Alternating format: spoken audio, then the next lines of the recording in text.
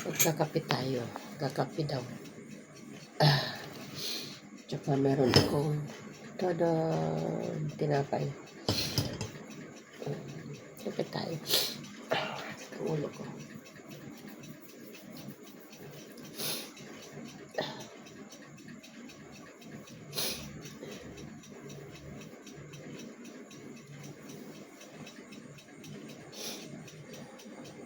So, itong ulo ko.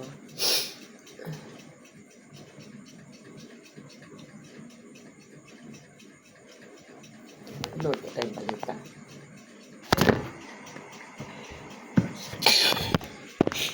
Yung balita kung ano na nangyari sa Pilipinas.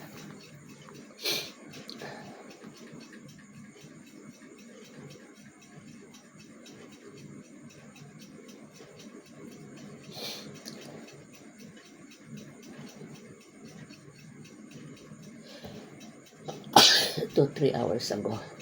Meron akong alam kay Risa Ontiveros na hindi manifest. Personal knowledge.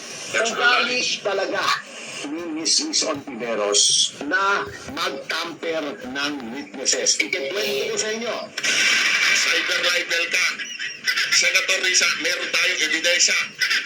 Itong video na tayo ebidensya kay Atty. Ferde Topacio. Senator Risa, ako dito sa isa na to. Kasuhan mo na, ito na oh. Hinahain ko na sa'yo, si Atty.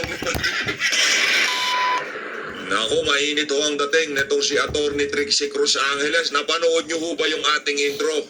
Isa lamang ho yun sa mga tinutukoy netong si Atty. Ferde Topacio na witness na nagsalita sa Senado na kalaunan binawi ang kanilang mga testimonya.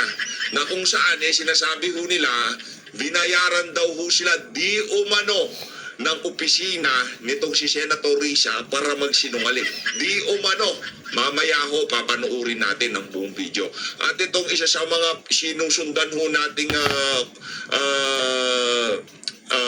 internet personality. Itong si Sir Rigoberto Tiglao, meron ho siyang tanong dito kay Senator Risa Hontiveros. Ito po palang katabi na to nitong si Risa Hontiveros, ano ho pala to, abogado di Campanilla, ika nga, di ba? Mahal daw ho itong mga kababayan, itong pagsasampa ng kaso na to ni Senator Risa Hontiveros. Meron hong tanong itong si Sir Rigoberto Tiglao dito kay Senator Risa.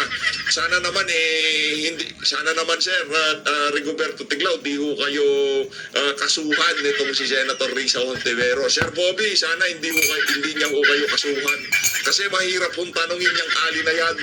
Karamihan hindi naman ho kaya lahat ng mga kinasuhan niya doon sa cyber libel case na yon, nagtanong lang ho sa kanya kung anong masasabi niya doon sa mga isiniwalat nitong si alias Rene. Ang problema, imbis na depensa niya sarili niya at pasinungalingan yung mga aligasyon sa kanya nitong si alias Rene, na kung saan talaga yung mga ebidensya malalaglag itong si alias Rene, pinakitaan ho tayo ng screenshot.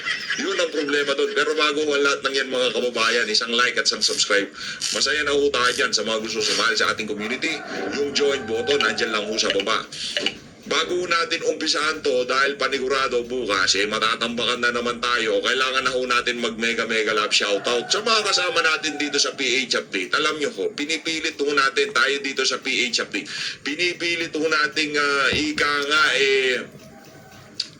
bigyan ng benefit of the doubt itong si Risa Hontiveros.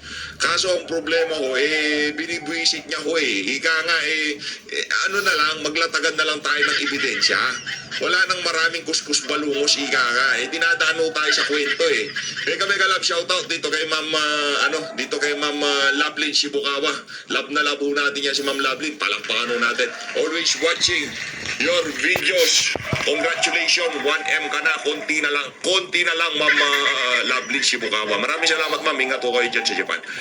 Mega love shoutout din ho dito kay Lynn Albano. Ma'am Lynn Albano, laki naman yan, 800 yen yan. Mega love shoutout.